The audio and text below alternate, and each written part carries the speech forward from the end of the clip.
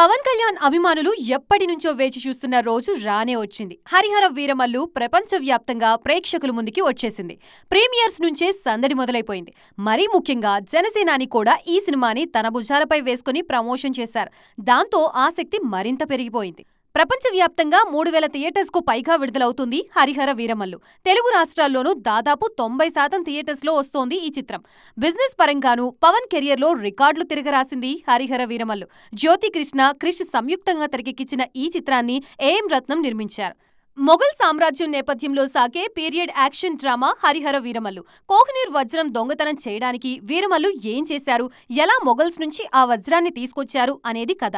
ఎన్నో కష్టనష్టాలకి ఓర్చి ఈ సినిమాని పూర్తి చేశారు పవన్ కళ్యాణ్. పైగా ఆయన డిప్యూటీ సీఎం అయ్యాక విడుదలవుతున్న మొదటి సినిమా ఇది. హరిహర వీరమల్లు వచ్చిన 2 నెలల్లోనే ఓజీ కూడా రానుంది. సెప్టెంబర్ 25న విడుదల కానుంది ఈ చిత్రం. మరోవైపు ఉస్తాద్ భగత్ సింగ్ షూటింగ్ కూడా వారం రోజుల్లో పూర్తి కానుంది.